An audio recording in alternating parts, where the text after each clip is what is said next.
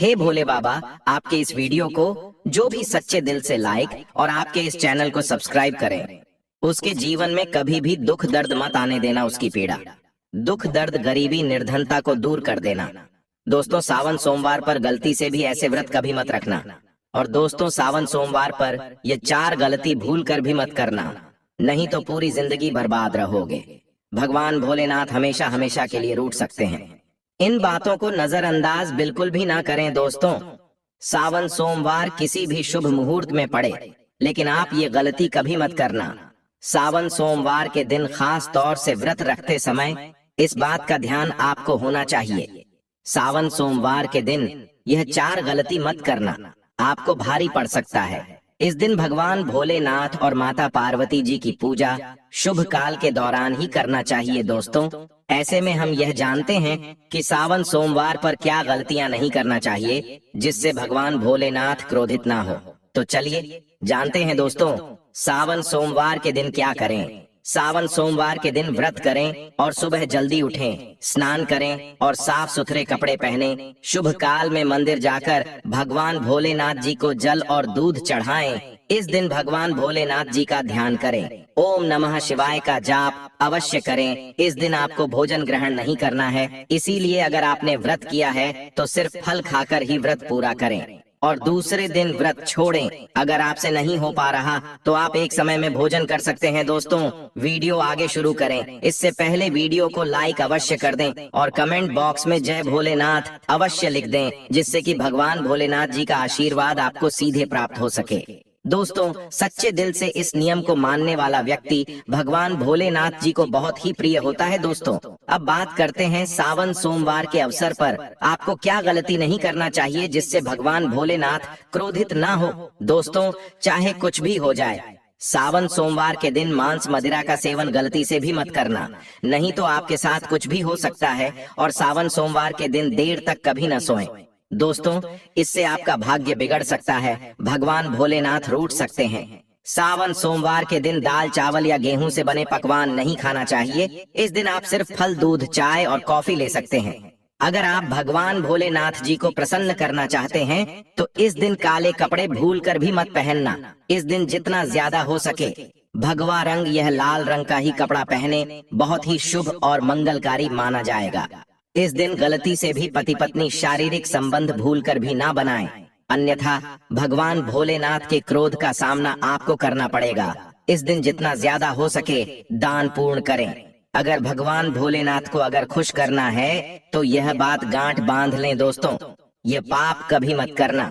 सावन सोमवार के पावन अवसर पर शिवलिंग पर भूल कर भी ये चीजें मत चढ़ाना, नहीं तो जिंदगी भर आपको किसी बड़ी परेशानी का आपको सामना करना पड़ सकता है। और दोस्तों, आपका व्रत टूट भी सकता है, क्योंकि इससे भगवान भोलेनाथ अत्यंत क्रोधित हो सकते हैं। जान लीजिए, नहीं तो आपके व्रत रखने का कोई भी फायदा नहीं है। तो चलिए जानते हैं दोस्तों। नंबर 1, तुलसी। पौराणिक कथाओं के मुताबिक तुलसी को माता लक्ष्मी जी का स्वरूप माना जाता है। माता लक्ष्मी जी भगवान विष्णु जी की अर्धांगिनी है। भगवान विष्णु शालिग्राम की पूजा में ही तुलसी का प्रयोग किया जाता है। ऐसे में शिवलिंग पर तुलसी का प्रयोग वर्जित है। यह आपको पाप का भागीदार बना सकता है, इसलिए भूल कर भी ऐसा अनर्थ कभी मत करना। दोस्तों, सिंदूर एक प्रकार से श्रृंगार की वस्तु है जो सभी देवियों को चढ़ाया जाता है, परंतु भगवान भोलेनाथ बैरागी है और वह महाकाल है, इसीलिए उन्हें सिंदूर नहीं चढ़ाया जाता है। ऐसा पाप आप कभी मत करना। और सावन सोमवार के पावन अवसर पर जितना ज्यादा हो सके आपको भगवा रंग पहनना चाहिए। भगवान भोलेनाथ अति प्रसन्न होते हैं। इस दिन काले कपड़े पहनने से बचना चाहिए और भगवान भोलेनाथ के मंदिर में काले वस्त्र पहनकर कभी प्रवेश न करें। दोस्तों, हल्दी, सभी देवी देवताओं की पूजा में हल्दी का उपयोग किया जाता है, लेकिन कुछ का मानना है कि काल के देवता भगवान भोलेनाथ जी को अर्पित नहीं करना चाहिए, क्योंकि हल्दी सौभाग्य का प्रतीक है। और केतकी के फूल, पौराणिक कथाओं के मुताबिक केतकी के फूल भी शिवलिंग पर नहीं चढ़ाना चाहिए, क्योंकि एक बार केतकी के फूल भगवान ब्रह्मा के झूठ में साथ दिया था। यह बात जानकर भगवान भोलेनाथ ने क्रोध में आकर केतकी के फूल को श्राप दे दिया। इसीलिए यह गलती भूल कर भी आप न करें। दोस्तों, नंबर 6, नारियल पानी। एक पौराणिक मान्यताओं के अनुसार ऐसा कहा जाता है कि शिवलिंग पर नारियल पानी नहीं चढ़ाना चाहिए, क्योंकि यह शुभ नहीं माना जाता है। इसीलिए इस बात का विशेष कर आप ध्यान रखें। नंबर 7, शंख। दोस्तों, भगवान भोलेनाथ ने शंखचूड़ नाम के असुर का वध किया था। शंख को उसी असुर का प्रतीक माना जाता है जो भगवान विष्णु का भक्त था। इसीलिए विष्णु भगवान की पूजा शंख से होती है, शिव की नहीं। प्रिय भक्तों, इस बात का विशेष का ध्यान रखें। नंबर 8, तिल। यह भगवान विष्णु के मैल से उत्पन्न हुआ था, इसीलिए इसे भगवान भोलेनाथ को नहीं अर्पित किया जाना चाहिए। दोस्तों, नंबर 9, टूटे हुए चावल। भगवान भोलेनाथ को अक्षत यानी साबुत चावल अर्पित किए जाने के बारे में शास्त्रों में लिखा है। टूटा हुआ चावल अपूर्ण और अशुद्ध होता है, इसीलिए यह भगवान भोलेनाथ को नहीं चढ़ता। आप ऐसा अनर्थ न करना। चावल चढ़ाने से पहले ध्यान से देख लें, कहीं चावल टूटा हुआ ना हो। खास तौर से सावन सोमवार पर यह चीजें भगवान भोलेनाथ को चढ़ाने से भी व्यक्ति का भाग्य चमक उठता है। भगवान भोलेनाथ अति प्रसन्न। तो चलिए जानते हैं दोस्तों।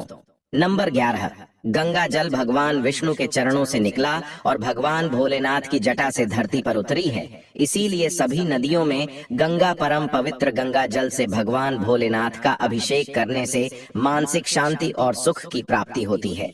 दोस्तों, नंबर 13, 3 पत्तों वाला बेलपत्र। 3 पत्तों वाला बेलपत्र जो कटा फटा नहीं हो, ऐसा भगवान भोलेनाथ को चढ़ाएं। 3 पत्तों वाला बेलपत्र त्रिदेव ब्रह्मा विष्णु महेश का प्रतीक माना जाता है। सावन सोमवार के अवसर पर बेलपत्र अर्पित करने से शिवलोक की प्राप्ति होती है, ऐसा पुराणों में बताया गया है। दोस्तों, नंबर 14, धतूरे का फूल। धतूरे के फल के समान धतूरे का फूल भी भगवान भोलेनाथ को प्रिय है। इसका कारण यह है कि यह सफेद होता है और औषधि कारणों से गुणकारी होता है। मानसिक शांति के लिए धतूरे के पुष्प को शिवलिंग पर अर्पित करें। दोस्तों, नंबर 15, चांदी के नाग नागिन के जोड़े की ग्रहों के अशुभ प्रभाव के कारण घर में सुख शांति की कमी और आर्थिक परेशानियों को दूर करने के लिए सावन सोमवार के अवसर पर भगवान भोलेनाथ को नाग नागिन के जोड़े समर्पित करें। इससे काल सर्प और नाग दोष समाप्त होता है। दोस्तों, नंबर 16, धतूरा भांग की तरह धतूरा भी एक जड़ी बूटी है। भगवान भोलेनाथ के सिर पर क्रोध और विश्व के प्रभाव को दूर करने के लिए धतूरे का प्रयोग भी किया गया था। इसीलिए भगवान भोलेनाथ को धतूरा भी प्रिय है। सावन सोमवार के अवसर पर शिवलिंग पर धतूरा अर्पित करें, इससे शत्रुओं का भय दूर होता है, साथ ही धन संबंधी मामलों में उन्नति होती है। दोस्तों, नंबर 17, भगवान भोलेनाथ ने हलाहल विष पान किया। इस बीज के उपचार के लिए कई तरह की जड़ी बूटियों का प्रयोग देवताओं ने किया, उसमें से एक भांग है। इसीलिए भगवान भोलेनाथ को भांग अत्यंत प्रिय है और सावन सोमवार के दिन पर भांग के पत्ते को पीसकर दूध या जल में घोलकर भगवान भोलेनाथ का अभिषेक करें तो रोगों से मुक्ति मिलती है। दोस्तों, अब बात करते हैं कि आपको सावन सोमवार के दिन व्रत में क्या खाना। देखिए दोस्तों, शिव पुराण के अनुसार माना जाता है कि सावन सोमवार के दिन व्रतधारी को धतूरा खा लेना चाहिए। भले ही आप थोड़ा सा खाएं, लेकिन जरूर खाएं, इससे व्रत पूरा हो जाता है। इस दिन भागग खाने से संपूर्ण फलों की प्राप्ति हो जाती है। अगर आप नहीं खाते हैं तो इसे थोड़ा बहुत चखले नहीं तो आपका व्रत अधूरा माना जाएगा। दोस्तों, सावन सोमवार के दिन के भगवान भोलेनाथ और मां पार्वती की कृपा प्राप्त करने के लिए इन सभी बातों का विशेष ध्यान रखें, जिससे आपको व्रत और पूजा का पूर्ण फल प्राप्त हो और भगवान शिव और मां पार्वती की आपको कृपा मिल सके। बहुत सारी चीजें इस दिन के व्रत में ऐसी होती हैं जो आपको नहीं खानी चाहिए, और एक चीज ऐसी है जो सावन सोमवार के दिन जरूर खानी चाहिए ताकि आपको इस व्रत का संपूर्ण फल मिले। सावन सोमवार के दिन बहुत सारे लोग व्रत रखते हैं। एक उपवास रखकर बहुत सारे लोग सात्विक भोजन करते हैं। सावन सोमवार के दिन का व्रत अगर आप रखते हैं तो ध्यान रखें शरीर में पानी की कमी न हो। इसके लिए अनार या संतरे के जूस का सेवन कर सकते हैं, लेकिन दोस्तों गन्ने का जूस मत पीजिएगा। सावन सोमवार के दिन फलाहार में सेब, संतरा, पपीता, केला, खीरा खा सकते हैं। इस दिन नमक नहीं खाना चाहिए। आलू का प्रयोग कर सकते हैं, पर काला नमक यानी ब्लैक सॉल्ट को मत कहिएगा। भूल कर भी चावल रोटी यानी अनाज का प्रयोग मत कीजिएगा।